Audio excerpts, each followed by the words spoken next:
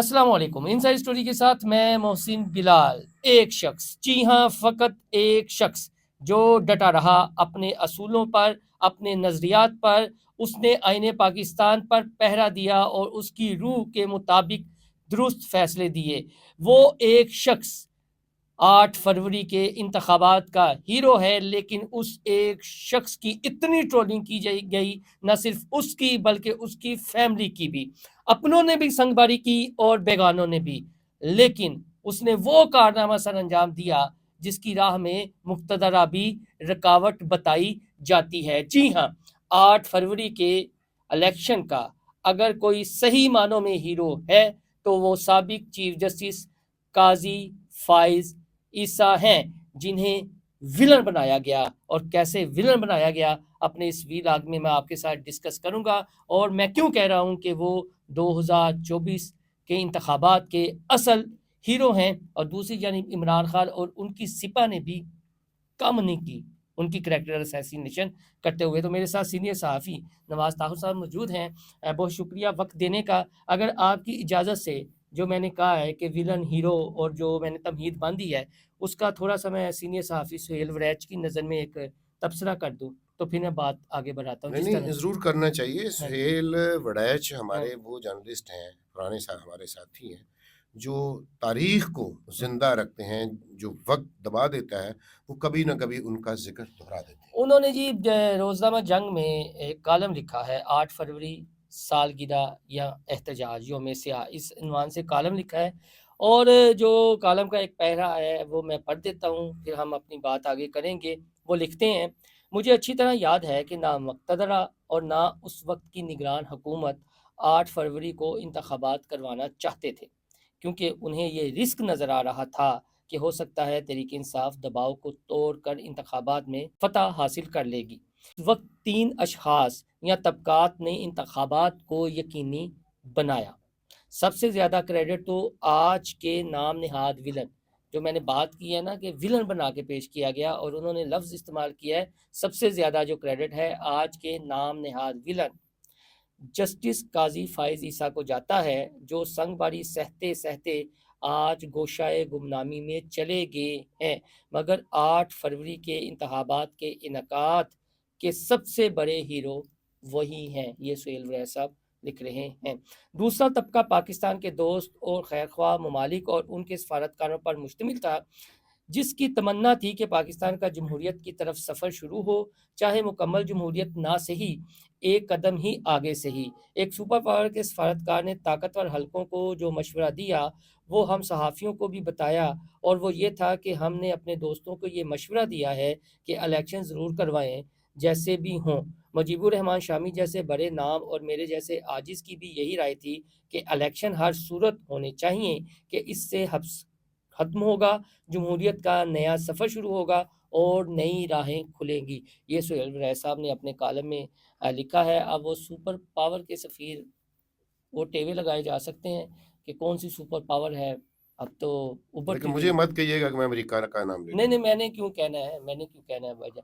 अब ये मैंने पढ़ दिया और उन्होंने कहा है जी कि आज के नाम नहाद विलन काज़ी फ़ाइज़ साहब को सबसे ज़्यादा क्रेडिट जाता है।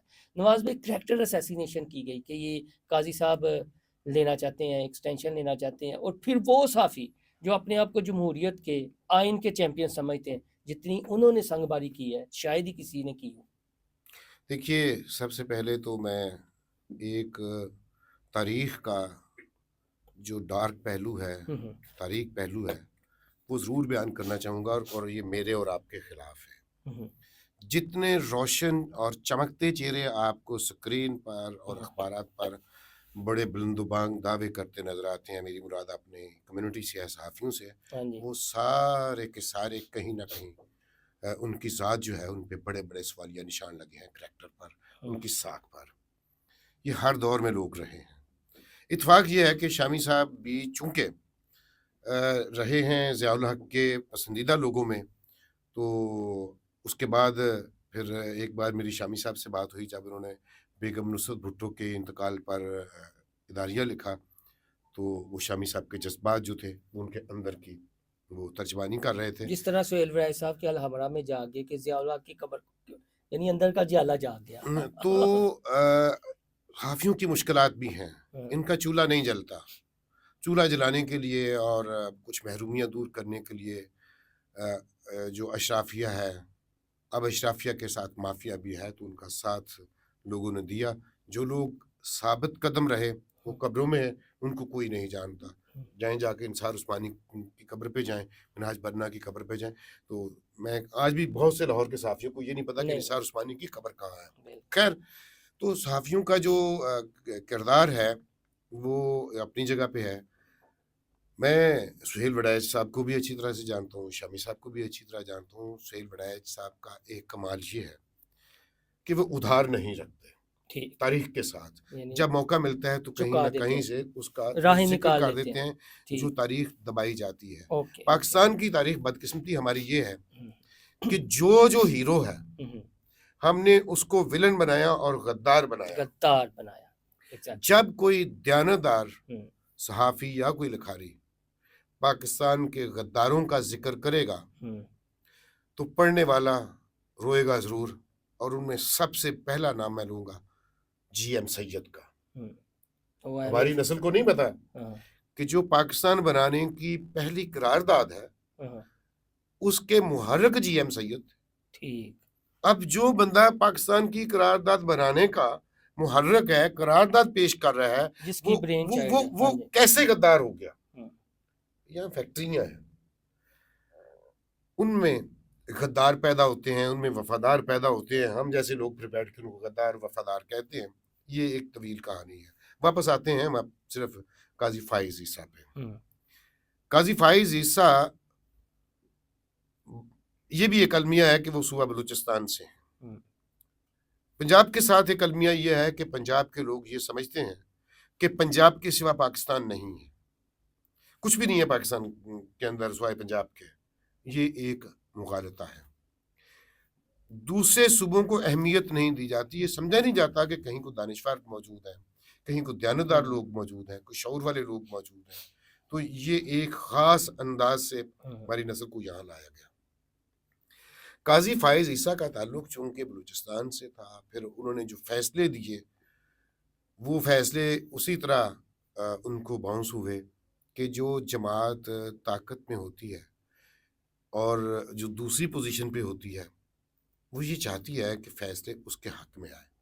हमें इंसाफ में वो चीज़ दुरुस्त लगती है, जो इंसाफ के तकाज़ों के मुताबिक हो या ना हो, हुँ। वो मुझे अच्छी लगती है, मुझे वो फ़ायदा यानी वो पहुँचाए। बल्ला देखें आईनी तौर पर तुसी इलेक्शन करा बल्ला देंगे। एक हाँ, ज़िमनी सी चीज़ ज़िम्मी है हाँ जी, तारीख़ में। बिल्कुल। बल्ला एक ज़िमनी सी हाँ, चीज़ है। देखिए, अगर सिर्फ़ बल्ले की बुनियाद पे इलेक्शन हारना होता, हुँ, तो बल्ले का नाम लेके एक आम कारकुन ने, पीटीआई ने बड़े-बड़े बुर्ज उलटाए हैं, बिल्कुल। जिनमें वो ज़ाहिर पीर से खातून हैं, साइमा कंवल, हाँ जी। उन्होंने मखदूम हाशिम जमाबख्त को शिकस्त दी, हाँ, तो फिर बल्ले का ये रोल तो रहा।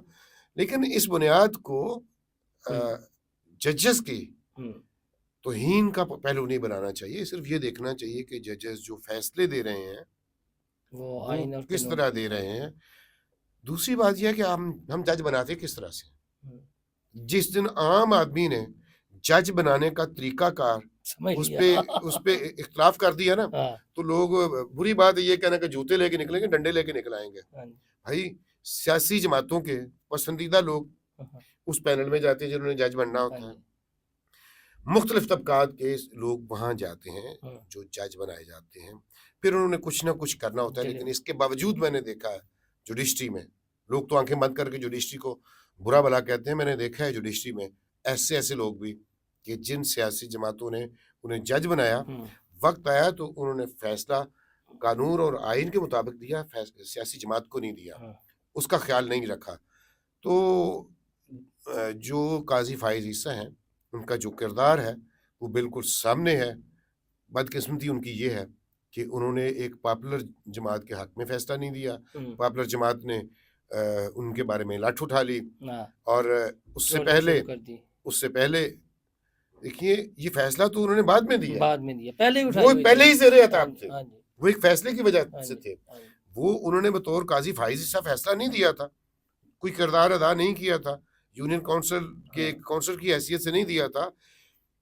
अदलिया के एक अहम तरीन आर्गन की हैसियत से वो बात करते थे, फैसला करते थे, उसका उन्हें नतीजा ये भुगतना पड़ा कि उन्हें घर के अंदर पड़ा जो झाड़ू था, हाँ, उसका भी हिसाब देना पड़ा। बड़ा बिल्कुल। वो मेरी तरह ऐसे तो नहीं देना हाँ कि जी। जिनको 4 माह से सैलरी नहीं मिली, आपको 3 माह से सैलरी नहीं मिली और पीका हम कहते हैं जी पीका है, वो हमें पीका मार देगा। पीका पीका नहीं हमें मारा, हमें चीका मारा है। छीका वो झींगा झींगा चीका जो है, झींगा लाला। वो चीका झिंगालाला है, वो है एक कार्टेल। हाँ जी। जो लोग ये चाहते हैं कि इस मुल्क के अवाम को अगर आपने अंधेरे में रखना है और मन मर्जी एक पिक्चर पेश करनी है, तो कुछ लोगों को ऊपर ले आओ, हाँ जी। नीचे से लोगों से काम करते रहो, उनको दबाए रखो, ऊपर पैसे दिखाए रखो। ये पाकिस्तान के सहाफ़ियों का भी किरदार है, तमाम इदारों का किरदार है। बात वही है फिर सुहेल वड़ाइच की, कि सुहेल वड़ाइच ने जो तारीख धुंधली थी, जो उस वक़्त चीज़ें दबाई गई थी, तारीख तो हमेशा कहीं न कहीं से निकल आती है। तो ये फ़र्ज़ अगर अदा कर दिया है अदा तो। कर दिया है सुहेल वड़ाइच ने, हाँ। तो शायद मैं तो उम्मीद करता हूँ कि बाकी लोग जो हैं, वो भी डरे ना, थोड़ा-थोड़ा हिम्मत अच्छा लास्ट में करते जाएँ। नवाज़ भाई ये था कि वो बड़े-बड़े नाम यूट्यूबर्स, साफ़ी जो अपने आप को मैंने जैसा इंट्रो में ज़िक्र किया, आइन के चैंपियन, जमहूरियत के चैंपियन, पार्लियामेंट की बालादस्ती, अदलिया की बालादस्ती की बात करते थे। उन्होंने जो संग बारी की, उन्होंने जो दशनाम तराज़ी की, उन्होंने जो करैक्टर असैसिनेशन की, शर्मिंदा भी नहीं होते और पॉपुलर जमात के सोशल मीडिया सेल ने उन्हें हीरो बनाए रखा। इन अक्ल के अंधों को ये मालूम नहीं है कि असल हीरो कौन है और किसने ये इंतखाबात सबको करवाए। पता है, पेट सबसे आगे है, ये बदनीति सबसे नहीं, आगे नहीं, है। वो जो मासूम कारकुनान हैं उस पॉपुलर जमात के, मैं सपोर्टर की बात कर रहा हूँ। इमरान खान के जो फ़ैन हैं जी, जिनके दिल में इमरान खान बसते देखिए, हैं। इमरान खान एक लेगेसी हाँ है। जी, इमरान खान लेकिन का मैं एक ये कह सहर रहा है हूँ लोगों पर, लेकिन इसमें कोई खान शक ने भी नहीं है। कदी उन्हां दी तारीख दुरुस्त करन दी कोशिश नहीं की। देखिए हाँ, अब ये बात हमारे पीटीआई के लोगों को बहुत बुरी लगेगी, हाँ जी, लेकिन हकीकत है, इमरान खान के अंदर हाँ, एक आमिर छुपा बैठा हाँ, है, बिल्कुल। एक आमिर है। वो क्रिकेट की ग्राउंड में भी देखा गया, वो मुख्तलिफ फैसलों में भी देखा गया, वो हुँ, अपनी अमली ज़िंदगी में भी देखा गया। इमरान खान का ये मसला है, वो कहते हैं जे खान है, बस जो कह दिया वो कह हाँ, दिया। कह दिया। इमरान खान की गुड लक ये है कि उनके साथी ऐसे हैं कि उसकी हर बात पे लबैक कहते हैं, वरना इमरान खान डेमोक्रेटिक आदमी या डेमोक्रेटिक हाँ जी, एटीट्यूड नज़र नहीं आता। ये सख्तियाँ जिनका अभी मैं ज़िक्र कर रहा हूँ मौजूदा हुकूमत में, हाँ, या मार्शल की या जनरल मुशर्रफ की और उससे पहले ज़िया उल हक की हुकूमत की हम बातें करते रहे हैं, तो ये तब भी थी, हमारे मसाइल वहीं रहे हैं। अगर आज हुँ, मैं बल्कि उम्मीद करता हूँ कि इससे सुहेल वड़ाई साहब से कि कभी वक़्त आए तो इस मुल्क में जमहूरियत के लिए किसी बंदे ने अगर स्टैंड लिया या कुछ रोल अदा किया, तो वो मोहम्मद खां जुनेजो हैं, जिन्होंने ज़िया उल हक के दौर में एक गैर जमाती असेंबली में बैठ के वर्दी भी उतरवाई हुँ।